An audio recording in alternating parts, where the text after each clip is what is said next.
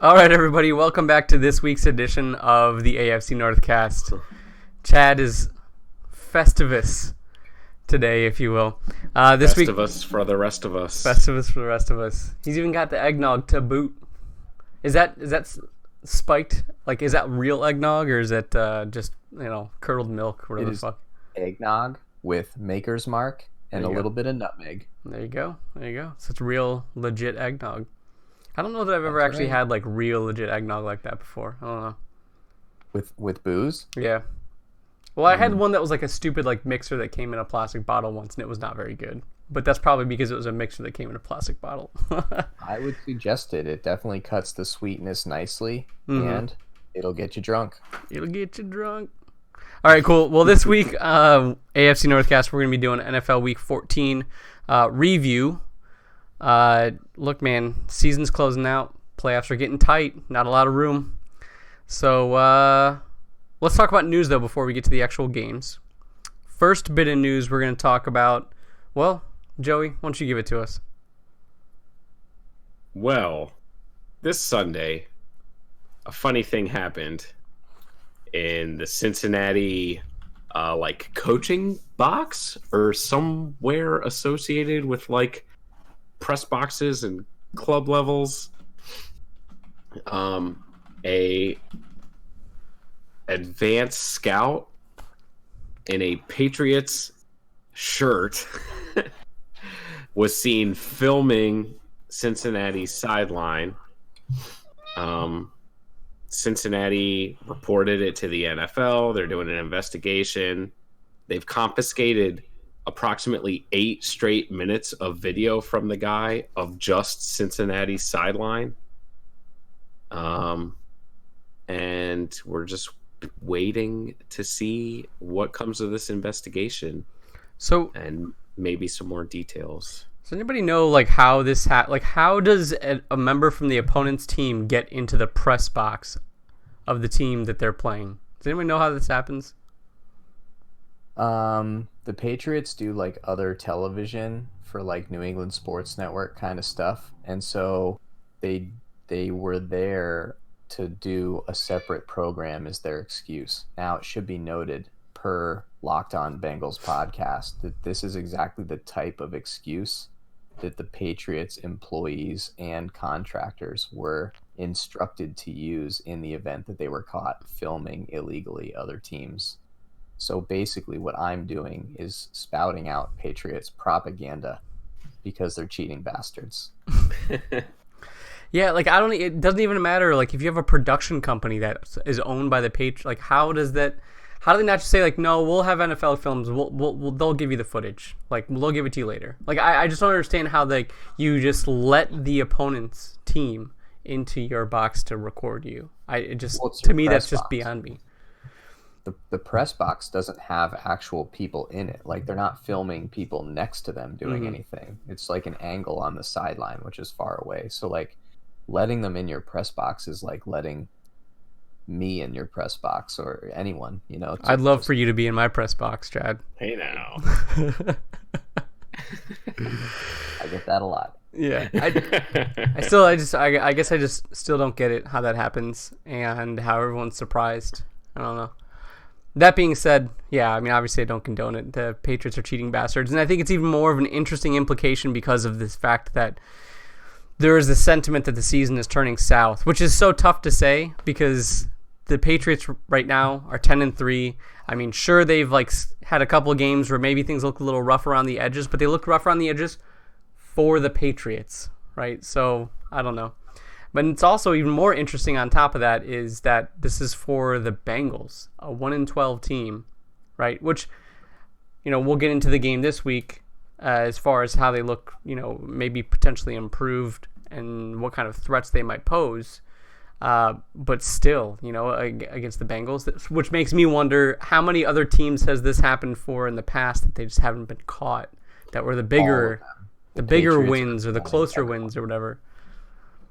Yeah, as far as it being the Bengals thing, it's very well noted that Belichick is obsessed with winning. And I would compare him to so like Warren Buffett famously like picks up change off of the ground when he like no penny is wasted, Yeah. right? And I feel like this is kind of similar to that with Belichick. Belichick doesn't care if you're 1-12. Like, he wants to be as thoroughly prepared as he can be. We've seen the morality of that. You know, he's not concerned with what that looks like, as long as he will take every crumb of advantage he can get. I'm really glad this happened because I was just talking this week to some people about how I was going to watch this new program on the NFL 100-year anniversary team, and how Bill Belichick is so good on TV that I thought maybe if I watched this program, I might start to not hate him. Thank you, gods, for letting this happen to remind me that I should never stop hating him or anything that they stand for or any of them. Cheating bastards. I hope they take draft picks. I hope it makes Tom Brady retire. I hope Bill Belichick retires. Maybe in 20 years of great television analysis, I'll stop hating him. You're on a 20-year countdown, Bill. No sooner. See, man, I've got a soft spot for Bill's man crush on Ed Reed, and so I feel that so truly. I still hate Brady, and that subsided just the smallest bit when he did like the revenge tour thing on Goodell after being suspended for Deflategate. Deflategate, by the way, another, like, whether it was intentional or cheating or not, like, if it was intentional, it's just another more proof that Belichick will do anything. Like, they beat that team by like 35 points in the playoffs. Like, they didn't even need that advantage, but if they took the liberties to do it anyways. And then the last thing is Bill is typically very vague to the media and things like that. But the one time in the past that he hasn't been was on Deflategate, which was one of the bigger punishments between that and Spygate that the NFL doled out for them. And he just said, you'd have to ask Tom, right? He's like, went like that. It's all on Tom, right? And that is what they say is the beginning of kind of the crevice between Belichick and Brady and all the happiness and stuff there. He had similar remarks about this, where he just said, like, I don't know anything about it. And that's typically like not his. Usually he'll just dismiss a question and not give any comment rather than say, like, oh, I don't know anything about that.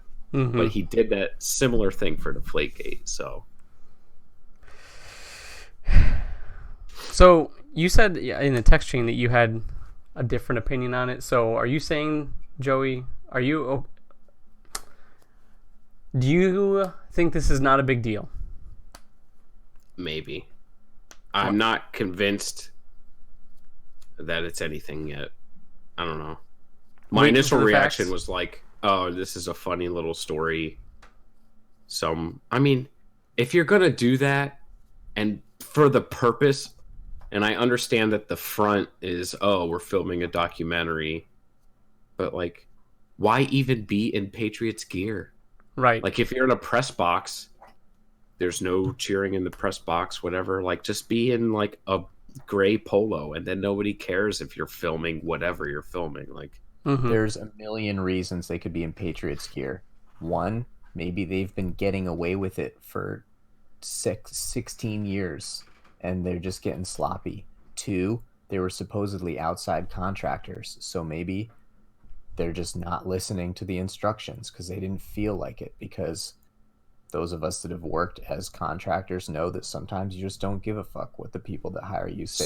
So now the Patriots are contracting spy firms to record. Like, that's common. If you read about this, you contract people to film things. They tell them what to film. The contractors may not even know. Like, I'm just telling you, it's the way it is.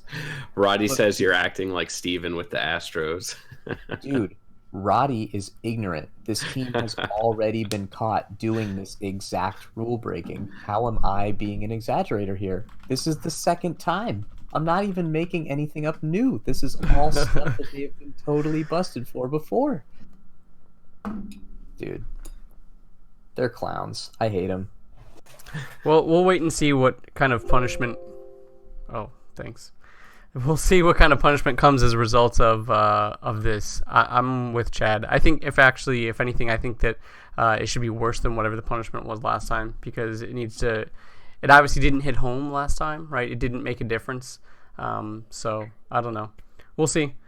I guess if the Patriots have been my daddy for the last decade, I'd be emotional too. Well, I was just about to say, I was actually going to ask you, but don't take this the wrong way, but I'm not sure if you could be objective about it. But like, if you had lost to the Patriots earlier this season, do you think that you would feel different? Like, you know what I'm saying? So maybe, right? So it's or just tough. Historically, if the Ravens had the same history, as the Steelers, where it seems like every time they play, the Pats have exactly what they need.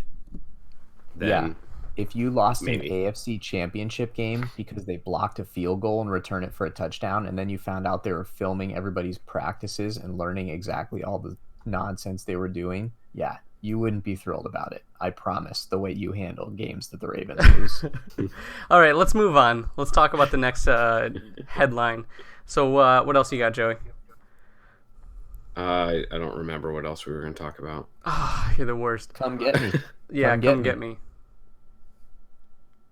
Odell. Yeah, let's say, you don't understand "come get me" in context, so go ahead. Basically, Odell is like in real life version of Get Out with the Browns. What? Odell's been kidnapped, and they're trying to brainwash him and turn him into a pass-catching robot vegetable. Well, he's acting a lot more like a vegetable than a robot when it comes to catching passes. Apparently he's telling his friends and opposing players basically every week, like, get me out of here. Yeah, so I heard about that too. Here's my thing. So that's like almost like what this claim said specifically was every week he's going to the other team and saying, come get me out of Cleveland or whatever it is. And it sounds so ridiculous because it's like, look at the teams they've played the last 6 weeks. He really wants to go to them? So hold on, let's look at this. So this week they played the Bengals. I doubt he went to the Bengals and said, come get me. They played the Dolphins before that. They played the Steelers before that. Maybe I could potentially see that. The Bills, the Broncos, the Patriots. So that's before that is when you start to hit their heavy part of the Browns schedule. So I don't know. Every game, that's probably an exaggeration. And as far as come get me or whatever. During games. Yeah, during games.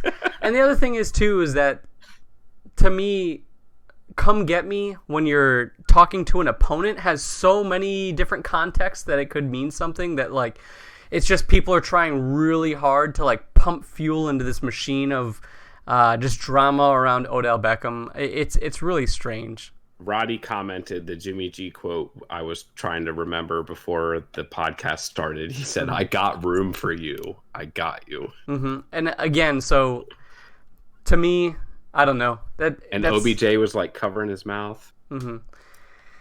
It should be noted that this story is derived from prominent reporter and person you should be afraid of, Jay Glazer, who was the first person to accurately report Odell's interest and probability of leaving the Giants. Yeah, but that was like, I think everybody kind of knew that was... No, they didn't. They said the Giants will never trade their best player. He made a catch with No, the Giants said that they would never trade their best player. Everybody was talking about it all season about, they're going to trade him. They're going to get rid of him. And then all of a sudden they signed that big contract and like, oh man, is he going to stay? Oh, who's going to take up that big contract? So it's, I don't know, but maybe you're right. I'm just saying that maybe it'll happen. Maybe it won't happen. I don't know, but I think the evidence is shaky right now. And as a Browns fan, if he wants out, like, get rid of him, man. I don't know. He's not really doing anything that great other than just causing a bunch of bullshit, a bunch of distractions. He's not catching a bunch of catchable balls, and there's more. I don't know. There's more storm around him than there is sunshine. So it's just not. To me, it's just like, get somebody that's going to be a number 2 to Jarvis again, just like they last year, or maybe implement Rashard Higgins into the offense a little bit, and work with that. I don't know. Lackluster. That's what it says for me with Odell. And like the stupid pouty stuff that he has on the sidelines and the stuff with like, sure, Baker missed him from being wide open or something like that, but it's still like that poutiness. I don't know, man. But winning changes everything, right? So he was a known commodity when the Browns traded for him. It's not like he just started doing this stuff. No, for sure. He's been this his whole career. Yeah. When things aren't going good, this is how he is. Yep. That's true. I mean, it's like, what do you expect kind of a thing. But I think that the expectation was that they would win more. So, and of course, like we said, winning changes everything. So as far as his performance goes, what do you think about Baker's comments and potential hernia stuff that he's dealing with? Yeah, I don't know, man. It's hard to say because I listened to the Tomahawk Show talk about it and like the process that they go through whenever there's a potential injury and the reviews that it goes through and whatever. Like, it's not just in the hands of the Browns medical staff. It goes through other like independent reviewers and stuff. So it seems really weird. As far as Baker goes, I don't know, man. Like, to me, it was just like, shut your fucking mouth. Like, throw more touchdowns than interceptions. All right, do your job. Nobody cares, right? From the Tomahawk Show, right? I feel like he is coming across. It's almost like making excuses. Like, less stop it. Genuine this year with like the I've got to be elite. Like, right. It's a little. It seems heavy-handed, and it seems like he is putting on. Right. A little bit. Yeah. Like he's weird. Making excuses is how it felt to me at first when I heard about it. That was my initial thing. Even besides the idea of like, well, you don't talk about other players and their injuries and all this other stuff. I don't know. I mean, except when he talked about Duke in the beginning of beginning of training camp, and I do feel like he was trying to protect OBJ. Right, but it was. But then he just put the organization under the bus. Right. And on top of that, you don't make catches with your fucking abs, like, I don't know, whatever, your groin. You don't just catch, like, I don't know, like, these balls are going through his hands. You know what I'm saying? So if we were talking about like, oh, he's not making his mark or he's not getting separation from guys or whatever it is, then I'm okay. I see it. I'm right there with you. But like, he's not making catches. So I don't know. I mean, don't get me wrong. He's got like 850 plus yards or whatever so far this season. Like, I get it. So he's still not doing bad, but there are moments that he seems to complain. But it's like, dude, like, you didn't catch the ball. Like, what do you want? So I don't know. But I'm over the drama with it. So his catch percent this year is 54, which I think is what we were talking about with Des Bryant last year. Remember? Everyone was talking about Des Bryant. They're like, oh, yeah, that'll really change things. It'll turn things around. And he had like a 50-something% catch rate. So, I don't know. You heard it here first, guys. OBJ equals Des Bryant.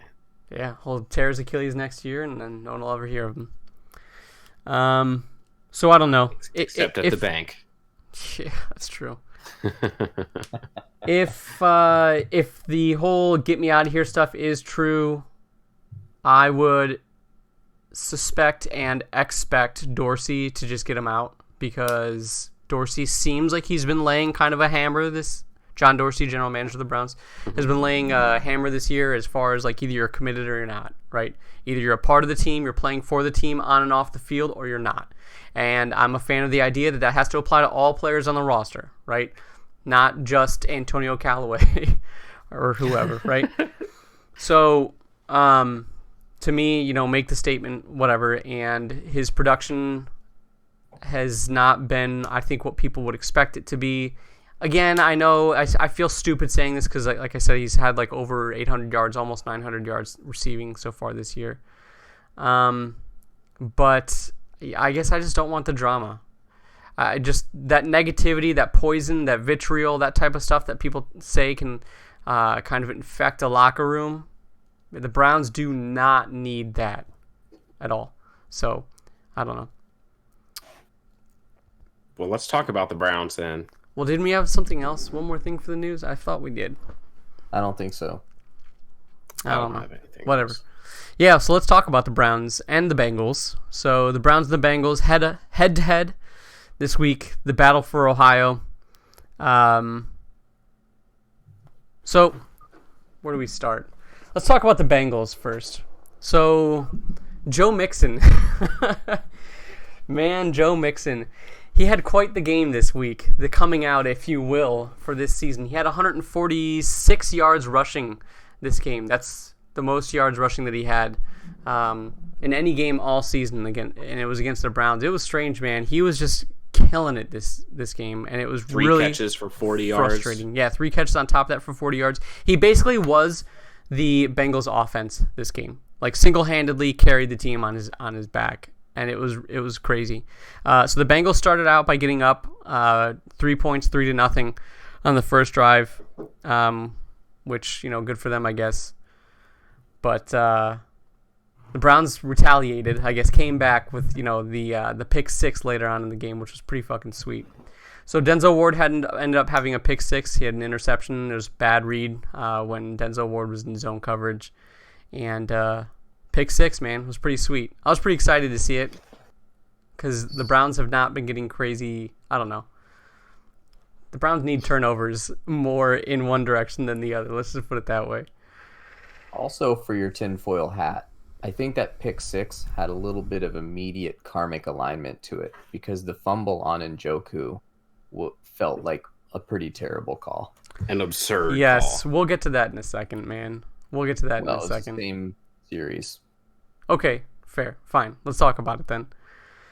So David Njoku had his first game back since his wrist injury. He actually ended up leaving the game early because he re-injured himself. I don't know what the exact official report is, but he didn't make very many plays as a result of it. But at one point, he made a pretty big catch. Baker made a high throw. Surprise, surprise. And Njoku went to go up with it, came down to the ground with it, landed on his back with the ball, on the ground. Landed on the ground, on his back with the ball. Then Nick Vigil tore it from him and kept running, and they called it a turnover. So that they called it in the game a fumble, right? Which a fumble couldn't happen if he didn't have possession, and they were saying that he didn't have possession. But then the NFL later came back and said, no, that was an interception, which doesn't make any sense because in any scuffle between offense and defense on the ball, the offense always wins the ball. That's like by rule, by design. So I don't know. I have no idea why that happened or how that happened. Yeah. Sort of agree with you. Didn't make sense to me. I will say, just athletically speaking, I credit to Nick Vigil for fighting for the ball. Like, Njoku's on the ground. How would he have any reason to expect that the play was dead? Easy.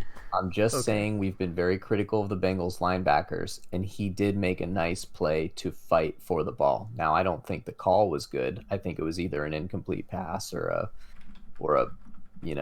completed pass where he was down by contact. That's what you'd call it the rest of the year. Yeah, I don't know. So I just wanted to make a note that the Bengals linebackers have been terrible in coverage. He was right there, and he fought for the ball. Yeah. It was one of the few times that a nice thing could be said about the Bengals linebackers, and I'm trying here. That's true. That's true. But yeah, other than that, Joe Mixon carried the team. He ended up rushing in for a touchdown in the first quarter. And the rest of the game was just field goals all the way for Cincinnati. They had a lot of trouble getting points in the red zone. So they just had to settle for a lot of kicks. What was it, 4 kicks? So, yeah. Bengals offense. Can I ask you a question, Justin, about the Browns offense? Or do you want to focus on the Bengals for a minute before we jump I want to focus on the Bengals before we get to the Browns. If that's all right with you guys. I thought the Bengals offensive line played its best game. I thought that Andy Dalton had some time in the pocket. I know that the Browns pass rush is depleted, but I thought they did a good job, twice. keeping the pocket clean. And I actually also think that Tyler Boyd had a really nice game. They just Yes. didn't target him as much later, but like in the early going, in the middle of the field, he was getting open, and Andy Dalton was finding him. So Tyler Boyd is like, he's like a legitimate number one wide receiver. He's been great most of the year. A few drops early in the year that kind of made you feel like he wasn't quite there, but he's really turned it on. And if they could, he's a good piece to build. Yeah, I mean he's got over 830 yards receiving so far this year. So yeah, he's definitely painting himself to be a legitimate number one receiver. How about Alex Erickson though, guys? You guys want to talk about that? Yeah, well, before Andy Dalton went out, Alex Erickson was starting to. I think he had a game where he had like 7 or 8 catches, and he had a game where he was the leading receiver. And I mean, Dalton, we talked about it in the preview podcast. Dalton is so obvious of an upgrade at quarterback. He's a capable professional quarterback. Right. And that's with Finley in, what you saw was like Auden Tate might go off for like 4 or 5 catches, or Tyler Boyd, or Eifert, or Uzama, whatever it was. But Andy Dalton is just better. And that's how you get Boyd with 5 catches for 70 some yards, and Eifert with 5 catches or 4 catches, and Erickson with the same, like spreading the ball around. The running game got going. Like all of a sudden you have legitimacy to the passing game.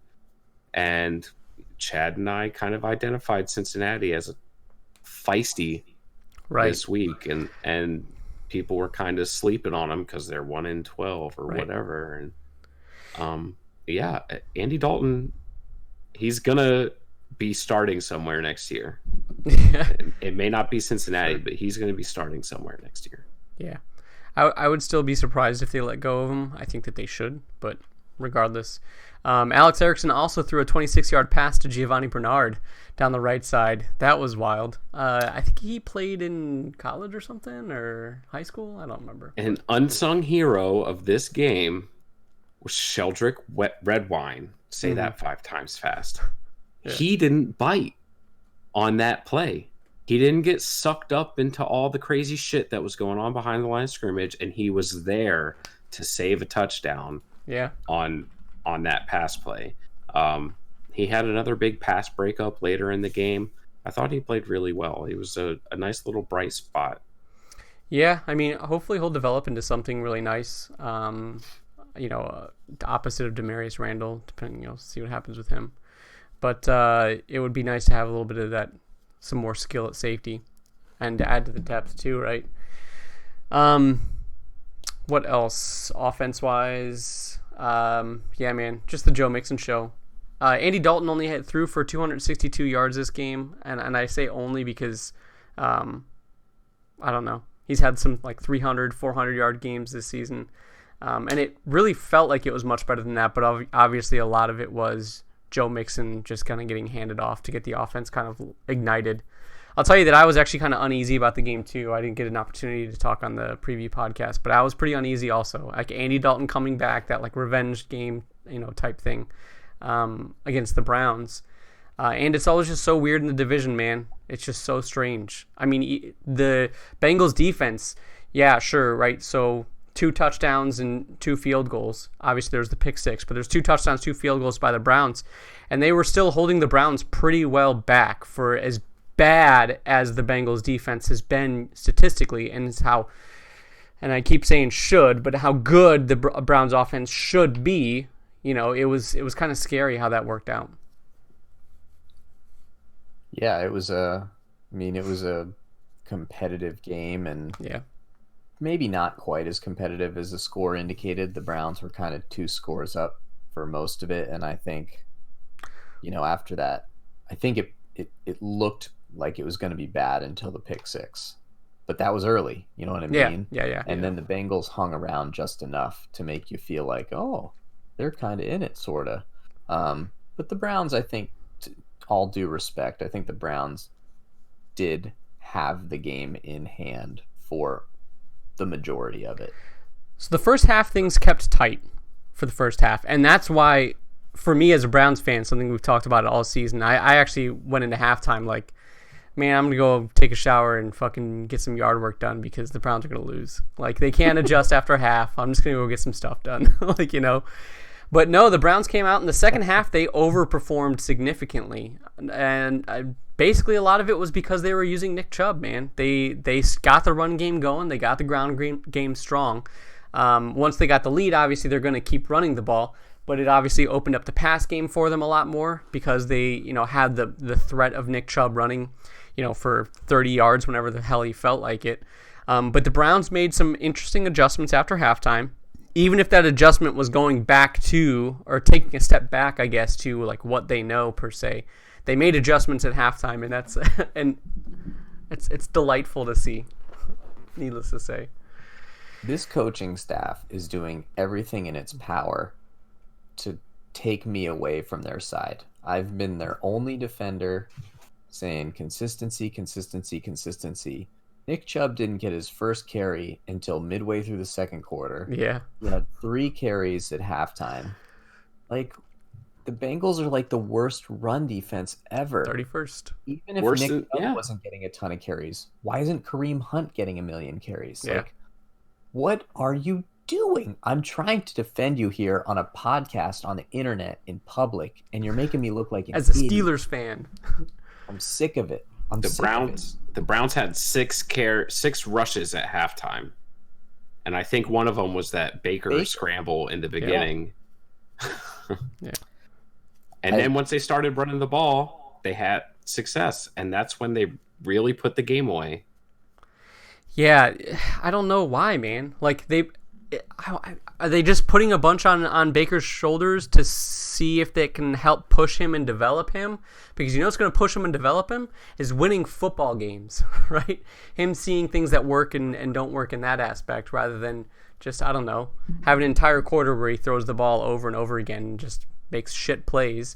Has 2 recorded, but really 3 interceptions on the day. It's just, I don't know, man. Baker Mayfield is he's tough as a Browns fan. He's one of the best quarterbacks we've had in a while. But again, he has 15 touchdowns this year, 16 interceptions. Yeah, and just to like also clarify, like, I don't even think that the coaching staff saved itself in the second half. The Browns were up 21-16. And Chubb was running the ball down the Bengals' throat. They got to a 3rd and 3, and the Browns went to an empty backfield on 3rd and 3. They didn't even have Kareem Hunt or Nick Chubb in the backfield. Like, and you know what? They fucked it up. They didn't convert it. They kicked a long field goal. They won the game. Fine, it's great. But like, dude, right? You finally figured out that you're killing them with the running game. That's fine. It's 3rd and 3. Take a shot downfield, whatever. But put the running back there. He can pick up a blitz. He can come out of the backfield into the flat. Like, he can be a distraction. Like, what are you doing? They're like overthinking it. It's killing me. I am on a razor's edge with this coaching staff right now, and I'm going to start saying I want to keep them just so the Steelers can dominate the Browns for the next decade. That's really what you were doing, is you're doing this like Inception thing where you're like, nah, Justin, they're good. Yeah, I don't know. I might have just been wrong. Yeah. Ryan says that Baker needs to stop doing commercials. At this point, I think he actually has more commercials than touchdowns, which is it's disheartening, to say the least. So far on the year, he's got 3,100 yards passing, which is 15th best, or I guess 15th overall. I think it was. I don't know. I lost the stat. 14th, sorry. So he's 14th overall. But again, with 15 interceptions, man. And even in this game, you know, he still is throwing way too high to people. I thought it was just something that was between him and Odell. Like, Odell was like, I want to make the spectacular catches that are high and over my head. But he's doing it to Cardell Hodges. He did it to this last game. He's doing it consistently. And with all the interceptions he's throwing, you know, he'll make reads where he'll look at a guy and he won't let the route progress, and then he'll immediately go to the next guy, or he'll just go to his first read, see the throw open, and throw it. So his decision making is questionable at this point, and it should be developing and getting better and stronger. And, I can't help but wonder if Odell has a part of that, like just that whisper in his ear of like, get me the ball, feed me the ball kind of a thing, where he needs to be reading defenses, going through progressions, and understanding the game of football at a professional level. So, fair question. What's up? I mean, he's definitely regressed this year, and that is Yes. a variable. So, I mean, Yeah. it's not, you know what? Sit down on the couch, Baker, lay back. It's not easy being a celebrity quarterback with a wide receiver whose head is bigger than yours. It's a tough life you're living right now, Baker. It's hard. We get it. We understand. The three of us, we've been through some similar stuff. It's hard to keep everybody happy and still be a student of the game and still put out a winning product. So we know you're going to figure it out, buddy. Yeah, so overall, though, to sum it up, I guess is the Browns' highlight was Nick Chubb, 117 yards total this game. I mean, he just continues to be a monster. The more basically in one half. Yeah, exactly. Basically quarter. in one half of football. Yeah, the third quarter of football. Kareem Hunt also, not as much as Nick Chubb, but still had like 70, 80 yards, something like that. Jarvis Landry, like those are the three big weapons. And like those are the three things I want to see next year, particularly Kareem Hunt because he's on a 1-year contract deal with the Browns. Like I want Kareem Hunt to be back like 10,000 times more than I want Odell Beckham back for next year. So if that's what I'm asking for Christmas from the Browns, I don't know. I'd have to flip a coin between Joe Schobert and Kareem Hunt, but at this point, I think maybe I don't know. Maybe Kareem Hunt. Maybe Kareem Hunt. The best linebacker in the NFL. You're just going to get rid of him for go. Kareem Hunt? I don't know, man. The How many defense hasn't been playing very good regardless anyways, how so it many doesn't tackles matter. does Kareem Hunt have this year? It's a good question. Somebody's got that stat. No, I don't know. But so to finish that off, I want to talk about the Browns' playoff chances right now. So right now, because they actually showed it during the game. So if the Browns won out, let's talk about this, right? If the Browns won out, they would need the Steelers to go 1-2, or worse, obviously. The Titans to go 0-3, which is the big linchpin, and that's pretty much it. So those two teams would be standing in their way. So the Browns would have the tiebreaker with the Steelers if they both finish 9-7. That's what that's what it says. All right. Shoot for the stars. Yep. So Well, yeah. what do you So know because about that? because in division, the Steelers right now are 3-2. So if the Browns win out, their only loss would be one loss in the division to the Steelers. Yeah, I think for the playoffs it's conference record, not division. No, conference record, is when but it's not in the same division. I just looked it up. Oh, okay. Yeah, so since Okay. they're in the same division, it defaults to their division record.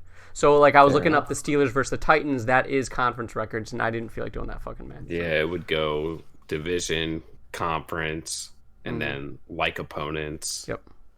Yeah. And then some other weird one after that.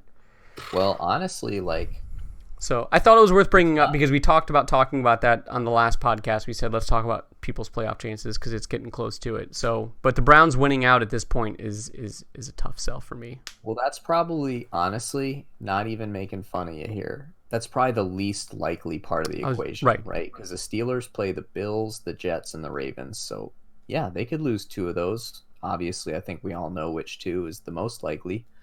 And the Titans play the Texans twice and the Saints. Mm-hmm. So, Yeah. like, yeah, they could lose those games if the Texans decide to play 3 good games in a row, which isn't super likely, but whatever, like, Especially if they don't have Will Fuller. or DeAndre Hopkins, who apparently got hurt. Oh, I didn't know that. Will Um, Fuller just seems like the key to them. Like when they've got Will Fuller, that offense is ridiculous, and Yeah. when they don't, it's like Right. everything falls apart. It's crazy. But I mean, as far as like crazy, outlandish schemes for a playoff berth go, I've heard much more ridiculous. It's Right, like for really sure. plausible. It's not. Yeah, so, but I agree with you 1,000% that the Browns winning out is the least likely at this point. You know, in order of ridiculousness, Ravens, Cardinals, Bengals, and I think the Cardinals are not that ridiculous. So, and again with Bengals, a division team kind of a thing. It's always a coin flip, and they just won this one. So I don't know. We'll see what happens. But I think it would be interesting if at the very end of the year it came down to the Ravens, or do they play the Ravens after the Cardinals? They do play After the after Cardinals, the yeah, Ravens so play the never mind. Steelers week 17. Yeah, never mind. But either way, that's it. That's all I got. You guys got anything else? No, I mean, speaking of the Cardinals, they had a matchup in their home stadium, although you really couldn't tell, with the Steelers this week. Hey, and by the way, shout out to my boys Mark and Mike, who's actually a Saints fan, but I think he had some Steelers gear on for the day. They were in attendance. They were two of the majority representing the Steelers in Arizona this week. So thanks, guys, for bringing the energy. We needed every bit of it, it turned out. The Steelers outlasted Arizona 23-17, if I'm remembering the score right. I'm going to be really excited about this game, and not all of it is totally justified. So I'm just going to start out by being a little bit reasonable, even though I've got my Christmas lights celebratory stuff going on. The Steelers' offense, still not good. Arizona has the worst defense in the NFL, and the Steelers put up 23 points, 7 of which was a punt return touchdown. So if you can only score 16 offensive points against the worst defense in the NFL, you're looking to improve, especially if you're thinking about being in the playoffs, playing playoff teams. So there's something to be desired there. Mike Tomlin, coaching corner. I like to talk a little bit of Mike Tomlin every week. He's probably going to win Coach of the Year this year. Yeah. It's important to remember how good of a coach he is. He is now guaranteed his 13th straight season of not having a losing record, which is, I believe, the second most in history. And who is it behind? Tom Landry had a terrible season. I can't remember who's got the record, but you know what? There's a decent chance that Mike Tomlin's going to take it. And then all I have to do is remember my own coach's name. But with the good comes the bad. Mike Tomlin gets bored. He likes to have adventures. So I'm going to skip around here. But in the fourth quarter, the Steelers were up 20-10. They were on their own 35-yard line. 4th and 6. They called a fake punt. I cannot explain this. I just can't. I can't explain it at all. Now, according to our punter, they called off the fake, but nobody told him, which is if you're going to have fakes, that's part of it. You got to be able to tell the punter what's going on. Because he got maliciously nearly decapitated when he tried to run that punt and nobody tried to block for him. The television broadcast call. Yeah, you hear what they said? Barry gets buried. Oh, yeah. I mean, that's a gimme. Low-hanging fruit, right? There's so much that's wrong with this. It's a 4th and 6, and you're hiking the ball, long snapping it, all the way back to the punter. So he's got to run like 20 yards to get the first down. Like, that's problematic already. And B, you're up by 10 points with 8 minutes left in the game, and your defense is ridiculous. And your punter's having like the best year of his career. Like, Barry was going to put that in the 20. He was going to bury it. Honestly, if you want me to put a little shine on this turd, I just think Tomlin believes in his players, and sometimes he just does crazy things to show it. Like, I think sometimes he's just like, I know you guys can do this. his analytics department, it's in here. Okay? Like, and you know what? He's never had a losing season, but he sure as hell had losing moments. And this was dumb as shit. This was like, he's done some dumb stuff this year, and this was like right at the tippy top. Yeah, I think, and it ended up working out because they got the win. And they didn't get the win. The biggest moment other than that comes out to me is deferring in overtime. Yeah. Which is like unheard of. And it worked out if the offense could have done something with it, but it's like, what the fuck, man? But yeah, I mean, like I said, Tomlin's analytics department is his gut. So we got a little bit of that today. We get a little bit of it every game. This week was a special one because that fake punt was next level ridiculous. It was terrible. But now that we went through that, I said that the Steelers had to pass the 3 challenges to reach the Holy Grail, which is the playoffs. And you know what? The penitent man passed. The Steelers did not overlook the Cardinals. Kyler Murray, the first mobile quarterback challenge, 6 rushes for 2 yards. There were 2 incredible plays. I'm not going to narrate the whole game, so I just want to focus on some moments in which the Steelers really showed that they might be ready for the next mobile quarterback challenge. The first one was on the first drive. It was the first of Bud Dupree's 2 sacks. He came around the edge, and Kyler Murray tried to juke him inside. And Bud Dupree planted, faced up, and he spread his wings like an albatross. And he just, one arm, gathered Kyler Murray up and tossed him to the ground. And it was so sweet. He was so ready. He didn't get over aggressive. He held up his rush, and he handled it. The second was when Arizona reached the red zone, and I'm not going to be able to find it in my notes, and I don't really care. The Steelers were up 10-0. Benny Snell fumbled. Arizona had a short field. They get into the red zone. Kyler Murray, read option, sweeps out to the left. Minka never thought he was going to throw this ball. He comes from center field, immediately intercepts him. Kyler does a couple jukes. Minka again squares up, settles himself, and makes a perfect open field tackle on an incredibly elusive runner. The Steelers were ready today. They handled their business. The defense was awesome. Every star player you want to talk about was great. Dupree had 2 sacks. Cam Hayward had 1. TJ Watt had a red zone interception. Dude, this defense is amazing. Like, you cannot stop me from being so excited about this team. I don't care if they're not that good.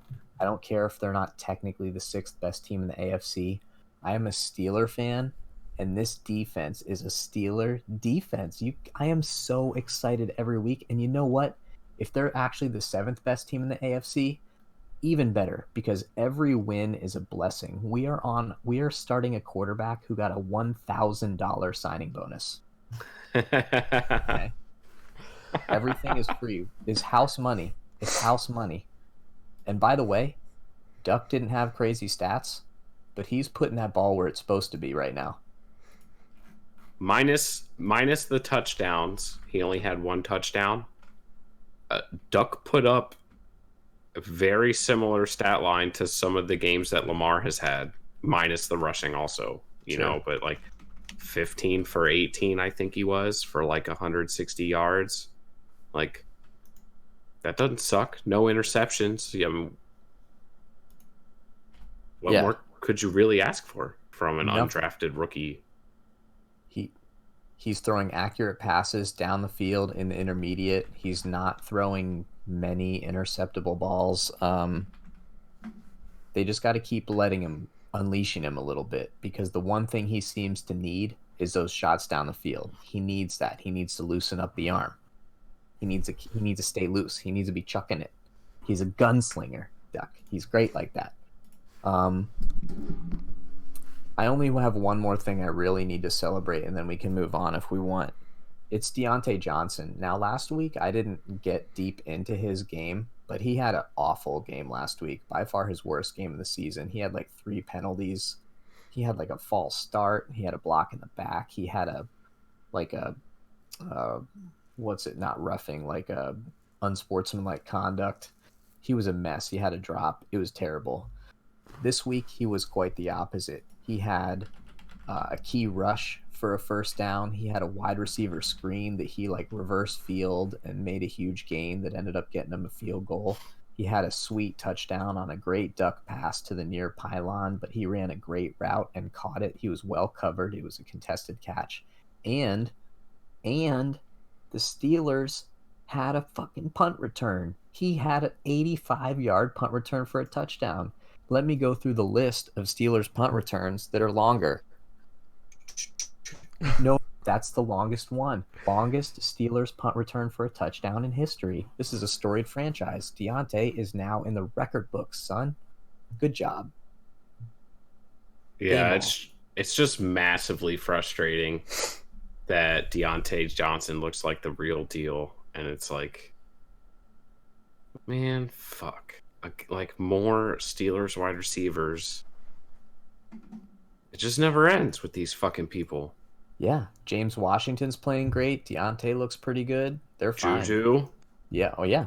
Like Antonio Brown, Martavis Bryant, Emmanuel Sanders. Like, fuck. So what's your predictions right now, Chad, for the Steelers turning out to be like the 2012 Ravens? What do you mean? Winning a Super Bowl off of effectively a backup quarterback with a stout defense, one of the best defenses in the league. Joe Flacco was not a backup quarterback in 2012. You're either making fun of Joey or you're actually talking about the 2001. Sorry, yeah. Never mind. I don't think that either year is a great comparison because the 2001 Ravens had like one of the best 3 statistical defenses in history, whereas the Steelers have one of like the 3 best defenses of this year. Although their turnovers. I mean, there's still a couple games left. Yeah, well, and you know what? Their sacks are approaching like NFL close to records for the team and the NFL, and like they're great. Honestly, like I said, this is house money. I think if the Steelers win a playoff game, you won't find a Steeler fan, and there's a lot of them, that aren't ecstatic about the results of this year. You never rule anything out. The Steelers were the first team to play in the wild card and win the Super Bowl in 2005, if I'm remembering correctly. So it can happen. Anything can happen but the reality is that if the offense plays the way it is now, the Steelers' probable ceiling is to make and lose their initial playoff game, because you just can't score 17 points a week against really good opponents. Yeah, I was trying to joke on the 2000 Ravens because Trent Dilfer is who ended up starting because the starting quarterback was benched. Also, so not the same situation, but it was just I guess it was a bad joke. You guys didn't like it. I liked it. No, I liked it, but it's also like I am so excited right now that I'm obligated to take you seriously. And it should be noted, and let's not forget, our number 1 receiver and number 1 running back played for the last like 3 weeks. And so like there's stuff about this offense that will get better without depending on Duck getting any better than he is. Like the offense will improve. I don't know if it will improve enough to be competitive with a team like the Chiefs or the Ravens at home in a playoff game. I don't know. But I don't care. I really don't. Like, I am having so much fun. And you know what? This is the first year in a long time that I don't have to be like, oh, the Steelers need to make the Super Bowl or the AFC Championship or they need to beat the Patriots. You know what? There's no expectations. Every week, I just get to have fun with my new toys, Minka and Duck and Devin Bush occasionally forcing a fumble and messing around and all my fun. It's so fun. I'm having so much fun and you can't ruin it. So right now your playoff contenders you're basically looking at the Titans, who I mean, the Texans maybe, right? But I think most people kind of believe the Texans to win the division, but obviously stranger things have happened. And then actually the Bills. So the Bills are 9-4 right now. So if the Bills took a nosedive somehow, yeah, you'd beat out the Bills actually for the number one. Which actually, interestingly enough, if the Bills lost out for the rest of the season, the Browns would actually be able to get in the playoffs. So let's all root for the Bills to lose for the rest of the year. I will. The Bills would be 9-7, and the Browns win that tiebreaker. The Steelers play the Bills this week, and on Thursday, I'm going to explain to you guys how if the Steelers win this week, it is on. Like, the Steelers are making the playoffs, and if they get the 5th seed, the Texans or the Titans or whoever they face should be just straight up afraid. Let's just have an AFC North playoffs this year, guys. Come on. Can't we all just root for that, right? I can. But I mean, we're doing our part. Yeah. Yeah, I know. Fucking Baker's got to do his. Anyways, so the Bills play the Steelers, the Patriots, and the Jets. So it's stranger things have happened, right? But it's possible. So, but you guys got anything else on the Steelers? One thing that Mike Duck Tomlin, needs coach of the to year. work on, he runs into sacks sometimes. He's still a little bit nervous in the pocket. Okay. It got better as the game went on, but when he's facing a creative blitzing team like the Ravens or just a team with a really good pass rush, he's going to need to understand that he's got to make throws with people near him. You can't just run out to open space and leave your offensive lineman in a lurch like that. In the early stages of the game, he was really running into pressure, and it almost cost him there. So that's the thing that I want to see Duck improve on as the season winds to a close, hopefully sometime in February. He'll get that's a good segue because he'll get a good test for that in week 17 as kind of like a final chapter of the regular season, no matter what kind of trajectory the Steelers have going into week 17. Yeah. The Bills, the Bills seem good. Their defense is good. Yeah. Objectively. And I think they played Lamar as well as anybody has this year.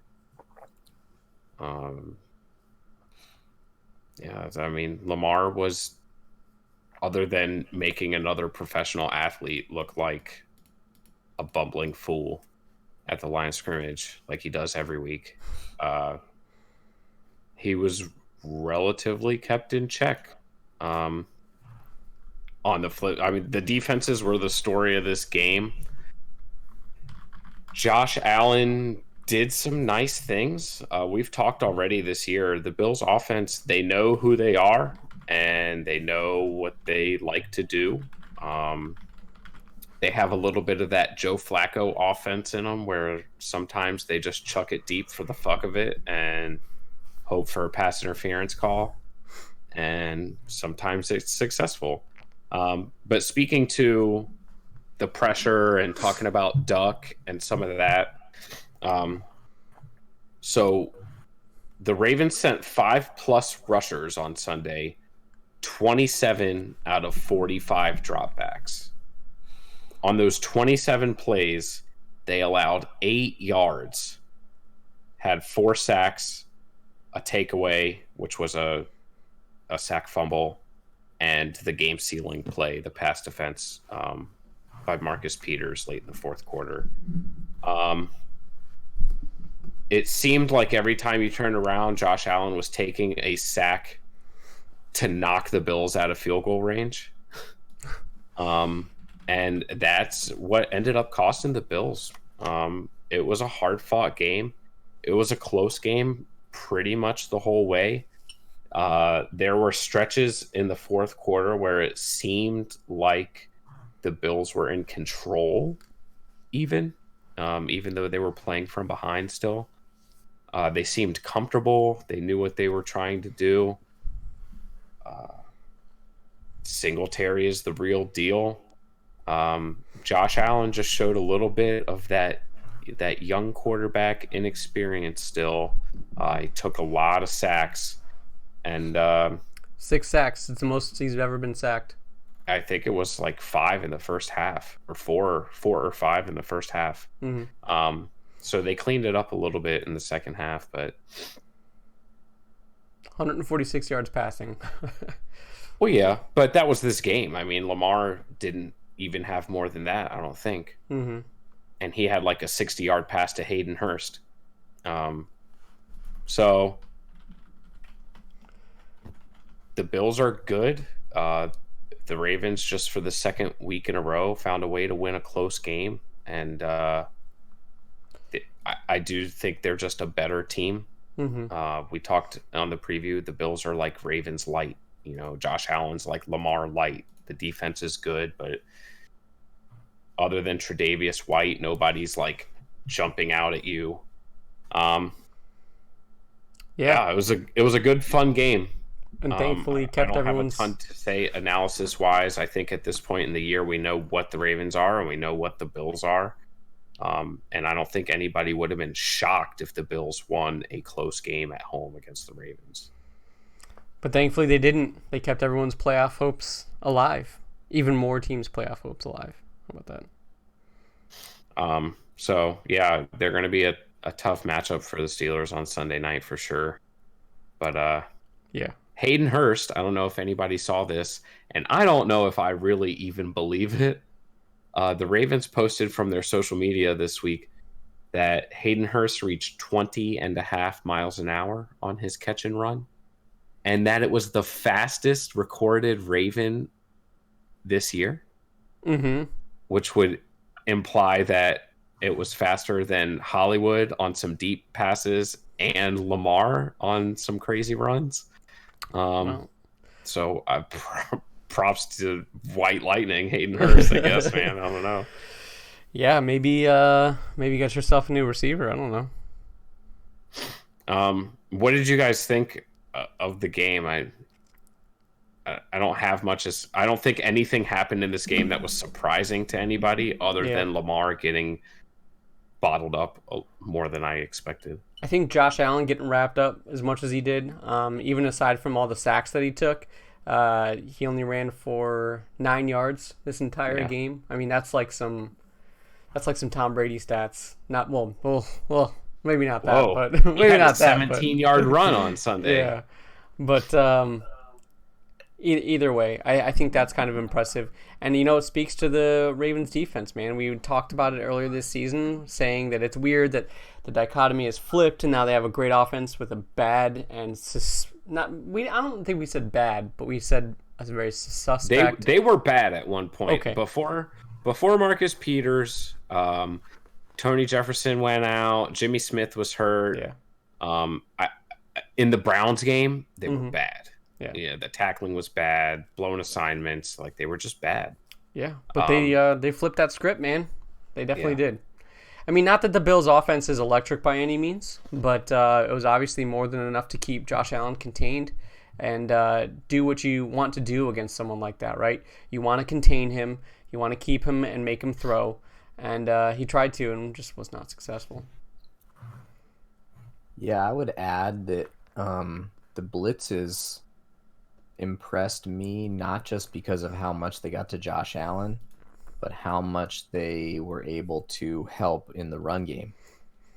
Devin Singletary ended up having, I guess you could call it like a semi-respectable game, and there were points where it felt like he was doing well. But especially early in the game, Chuck Clark and Earl Thomas were shooting in there, and there's like a lot of great secondary help in the run game from the Ravens rather.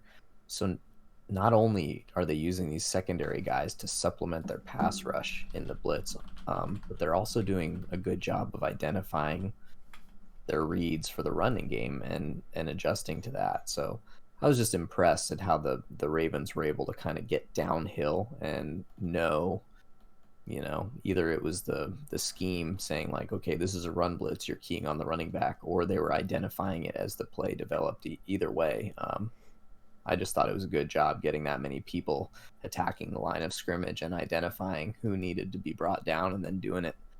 Specifically, Chuck Clark, I thought had a really nice game that way. The only other bit of analysis I have is nothing like super new about Lamar. But we saw some of the good and the bad from him today. He was throwing the ball high a lot. Yeah. One of which resulted in an interception. So I still think that's a thing that you can get to happen if he's feeling rushed and, his footwork isn't great. There's opportunity there. And in the running game, Joey and I talked about how San Francisco did a good job of filtering him out wide with the big boys and then having the defensive backs just like shoot that like sideline and he'd skip out of bounds. Now he did that almost all of this game, but there was one run in the first quarter when he had like a 20-yarder, and you know what happened? I think it must have been Boyle, got outside and he pushed the defensive back out wide, and Lamar Jackson cut up the sign, and that was his longest. He was getting out wide, but in that specifically, they weren't able to use the defensive back to edge him out of bounds. So I still think that's a big deal. Your defensive backs have to, when they're taking their tackling angle, you want to get him going out, and then you can kind of limit his gain instead of it being 20 or 25 yards, maybe 7, 8, 10, 6, whatever. So I still think that's a big deal in terms of controlling him in the running game. But to his credit, that first touchdown play, I don't even know if it was designed or what was going on, but they rolled Lamar Jackson out on what looked like just a running play where the tight end was supposed to be a lead blocker, but there was no one to block. So he kind of just drifted into the end zone, and then the linebacker got in between him and Lamar just like shoveled it over his head for a touchdown. And it was just like classic awesome Lamar. You couldn't tell if it was the design of the play call or if Lamar was just being like in the moment. But it basically perfectly indicated to me how hard he is to defend. That's what it was to me. I mean, that defender just got put, I'm no cucumber scientist, but I say that he was in quite a pickle right there. The defender is damned if you do, damned if you don't, because you're either going to cover the tight end in the flat and cede ground to Lamar Jackson, or come up and attack Lamar Jackson, which is what he chose to do, which I think was kind of their plan for the most part. Lamar made a great decision. Joey, did you notice the play before they ran Wildcat and Lamar to Ingram, right? Yeah. They did it twice in the game, and I think it might be the dumbest thing they've done all year. Like, why would you ever snap the ball to a person that's not Lamar? Especially with a rookie center. That's another note. Makari, especially early in the game, there, when you're dealing with some of the option stuff, like the efficiency and the accuracy of the snap is super crucial. And some things got a little dicey a couple times on transitions, with Lamar having to reach one way to get the snap and then make a handoff and some stuff like that. So they've got some things to clean up. He didn't have Patrick Makari didn't have as good of a game as he did against San Francisco, I don't think. But I mean, he didn't get bulldozed. So I only have two other pieces of information about this game, neither of which are serious. One of them is for you, Justin. There's a new game in town. It's not just the Scottish Hammer anymore. Bills punter, Corey Bajorquez. Did you notice him this game? He stunk. He must have shanked 4 punts. They kept rolling 20 yards downfield, making him look like he didn't stink, but he was stinking. They finally showed his face. Dude, he's got a great mustache. He's got a cop mustache going on. I think he might be a listener of the podcast. So I'm a big fan. I'm looking for him to bounce back, not this week, but maybe next week. So Chad's got technical difficulties, but he's looking for a bounce back. But so we like him. And then also, dude, Marcus Peters slowly working his way into my good graces, not with his tackling or being tough. He jumped into the stands after he defended that pass and drank a beer. That was sweet. Just crushed it into his face. Yeah. Loved Nice. it. He had the quintessential Marcus Peters game. As many passes defensed as tackles, 3.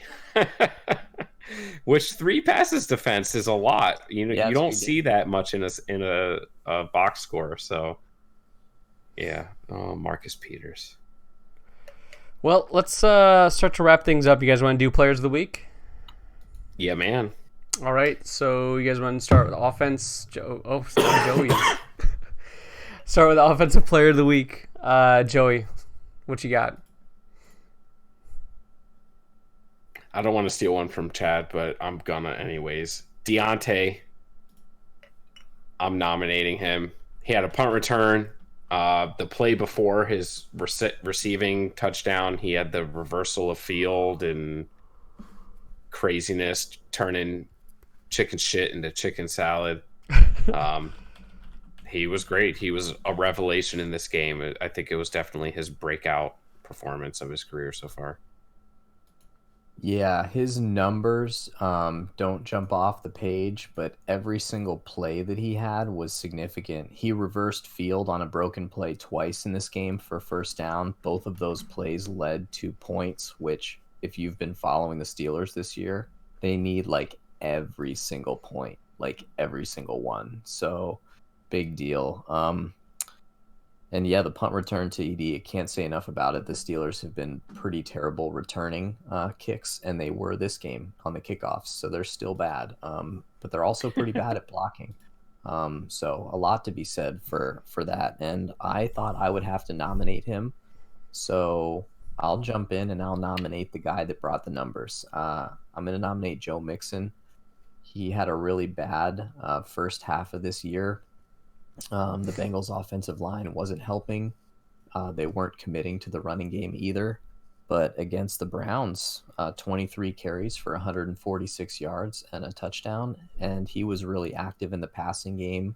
Even though he didn't have many catches, the screens that he did catch were all productive. He had 3 for 40 yards. Could have been more if not for a John Ross penalty.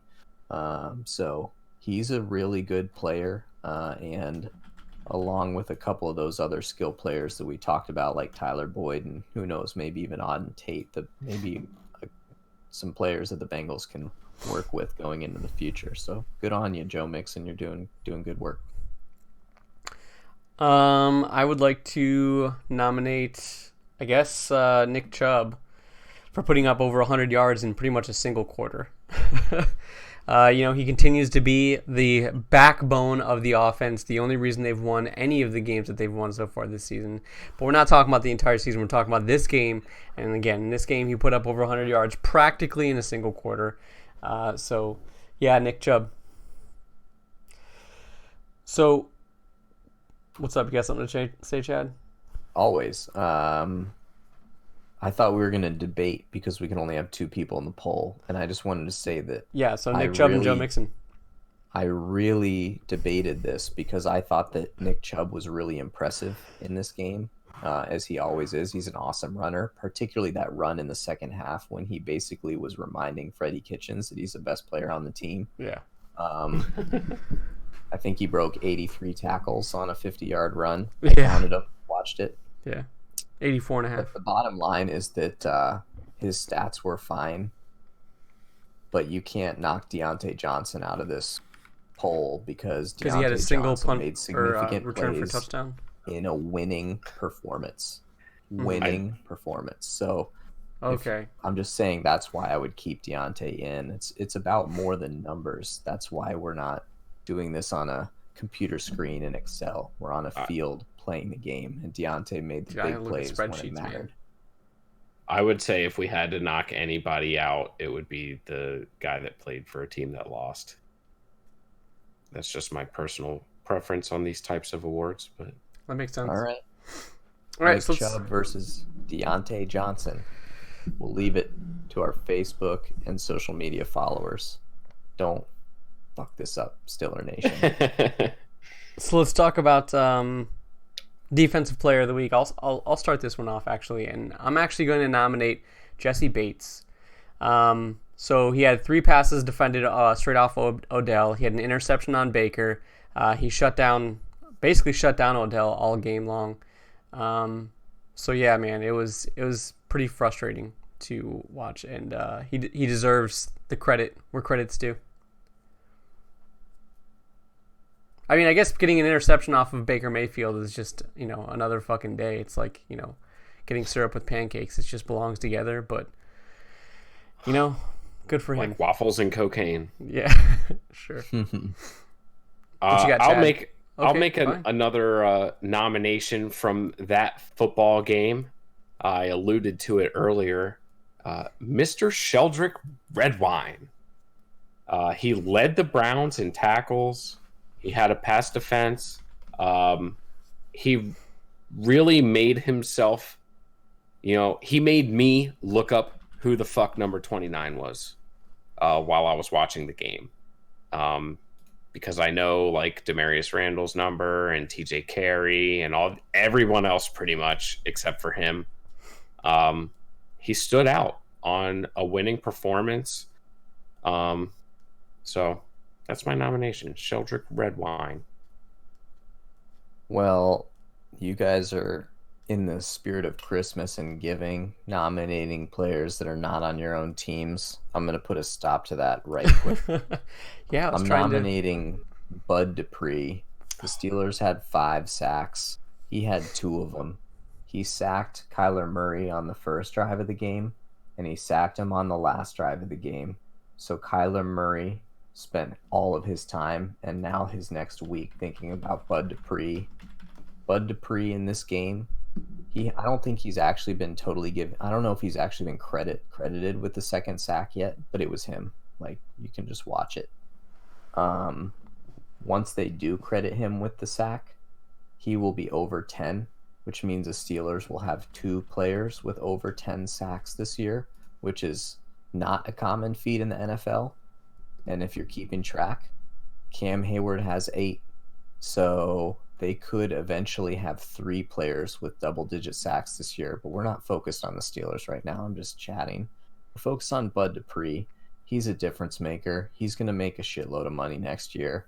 And he blew up Kyler Murray today, Sunday. And it was great. First and last drive, sack. All right, I've got an honorable mention to Joe Hayden. He had 2 interceptions. Yeah, first one was really, game. really good too. Came off his man, diving towards the ball. That's like a wide receiver catch. All right. Well, keeping with the tradition of winning teams, I guess that would be Sheldrick Redwine and Bud Dupree. Well, sounds good. Cast your votes. On the Facebook page. We'll be putting that poll up, and we'll let you know how that turns out. But that's week 14. Look, the playoffs, they're closed in on us, and we very well may have a team from the AFC North. I technically could possibly have 2 teams from the AFC North in the playoffs. That would be fucking wild. I don't think it's going to happen, but that'd be fucking wild. That'd be pretty cool. Or 3. You're forgetting about the Ravens. Sorry. Because... I meant 2 teams as a wild card is what I meant to say. But, yeah, 3 teams in the AFC North in the playoffs. That'd be pretty crazy. But, yeah, so stay tuned. Well, not stay tuned. Catch us on Thursday is what I meant to say at 9:30 p.m. Eastern when we do our review of Week 15. These games are getting ever more important as they mean very much for the teams involved. Hey, look, even for the Bengals, it still matters because who knows what kind of draft pick they're going to get, right? Maybe they'll bungle the first round pick. Who knows? They'll bungle the number 1 pick. But anyways, yeah. Thanks for hanging out. Thanks for hanging with us. Thanks for listening. Catch us live Tuesdays and Thursdays at 9:30 p.m. Eastern. Catch the podcast anywhere that you can get podcasts. We're literally everywhere. Tell your friends, tell your family. Enjoy your holidays if your holidays are starting soon. And yeah, thanks everybody. Also, the Thursday podcast will be during the Ravens-Jets game. Oh, that's true. It will which be. I don't have a problem with personally. Right. It'll just be a little bit of watch along with Joey since I won't have anything to preview. You guys can just watch me in the electric chair. Yeah. Hopefully by 9:30 the game is well in hand. Yeah, otherwise we may not be podcasting. But, all right, guys, take it easy.